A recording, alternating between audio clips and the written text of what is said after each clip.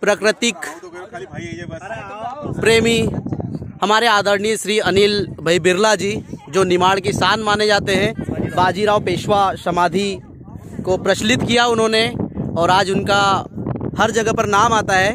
आज उनका स्मृति कल्प परिवार में बहुत बहुत स्वागत, वंदन, अभिनंदन।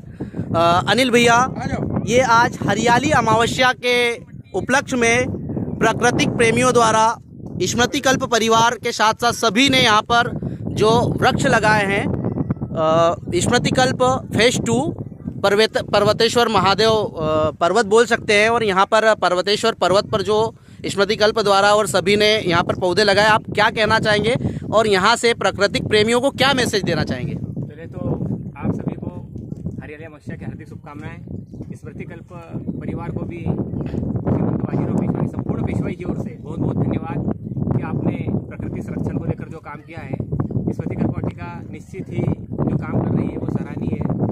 स्मृति कल्प वाटिका जिनने 3 साल पहले 1100 वृक्षों की वाटिका भी एक गौमुख टोकसर में लगाई है, जो कि नर्मदा खंड में पड़ती है। और आज हम देख रहे हैं कि 5100 वृक्ष जो कि नेशनल हाईवे है इंदौर से बुरहानपुर को लेकर, इस पर एक पर्वतेश्वर पर्वत पर 5100 वृक्ष लगाए हैं। तो इसके लिए स्मृति कल्प परिवार को बहुत बहुत धन्यवाद। इन्होंने जो शासकीय जमीन है 15 एकड़, इसको डेवलप करने का बीड़ा उठाया है, क्योंकि कहीं ना कहीं हम पैदा हुए हैं तो मृत्यु भी निश्चित है और मरने वाला हर इंसान अपने साथ एक वृक्ष लेकर जाता है। तो कहीं ना कहीं हम भी जो वृक्ष हैं इसकी पूजा करें, क्योंकि दादा गुरु सरकार भी कहते हैं कि नर्मदा के तट मठ है और ये वृक्ष ही प्रत्यक्ष है। भगवान का जो दर्शन है हम वृक्ष में देख सकते हैं, क्योंकि इनसे हमें ऑक्सीजन मिलती है और ये जो पर्यावरण है कहीं ना कहीं इनसे चलता है। स्मृति कल्प परिवार को मैं अपनी ओर से, संपूर्ण निमाड़ की ओर से, प्रकृति प्रेमियों की ओर से बहुत बहुत धन्यवाद और साधुवाद देना चाहूँगा कि आपने ये जो संकल्प उठाया है, निश्चित रूप से कहीं ना कहीं हम भी इसके सहयोगी बने और आप हमें स्मृति कल्प परिवार का हिस्सा मानते हैं, इसके लिए बहुत बहुत धन्यवाद। नर्मदे। और इसी के साथ में एक चीज़ और कहना चाहूँगा कि यहाँ से हम प्राकृतिक प्रेमियों को मैसेज तो देना चाहेंगे, पर हर एक व्यक्ति को अपने जीवन में पौधे लगाने का क्या महत्व होता है और उन्होंने लगाना चाहिए और उसको आजीवन देखरेख करना चाहिए। किस प्रकार से आप उसको उस नज़रिए को देखते हैं?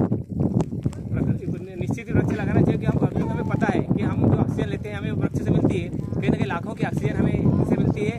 और जो वायु प्रदूषण भी होता है वो इनके द्वारा ऑब्जर्व किया जाता है, क्योंकि जो कार्बन डाइऑक्साइड गैस हम छोड़ते हैं वो पौधों के द्वारा ऑब्जर्व की जाती है। और हम देखते हैं कि जिस क्षेत्र में ज़्यादा ग्रीननेस होती है या पौधे होते हैं वहाँ का टेम्परेचर भी कम होता है। इस वर्ष बहुत भीषण गर्मी रही, पर जिन क्षेत्रों में ज़्यादा वृक्ष लगे रहे वहाँ टेम्परेचर भी कम रहा और वहाँ पर वर्षा भी अच्छी होती है, यहाँ पर ज़्यादा वृक्ष होते हैं। तो कहीं ना कहीं हम सबको संदेश देना चाहेंगे कि आप भी जहाँ भी आपको जगह मिले, आपके खेत के मेड़ों में, खलिहानों में आप वृक्ष लगाएं। और निश्चित ही ये परमार्थ है और सेवा का काम है, इसमें मिलता कुछ नहीं है। और कहते हैं ना, परित सरस धर्म नहीं भाई, पर पीड़ा सम नहीं आजमाई। कहीं ना कहीं परित के लिए हम जिए, मानवता के लिए जिए और इस धरती से जो ले रहे हैं इसे दे कर जाए, क्योंकि धरा ही हमारी माता है और वृक्ष भगवान है। एक कदम प्रकृति की ओर, एक कदम स्मृति कल्प की ओर। सभी से निवेदन है कि अपने जीवन काल में एक वृक्ष जरूर लगाएं, एक क्यों अनेक लगाएं। बहुत बहुत धन्यवाद आप सभी का जो स्मृति कल्प में पधारे।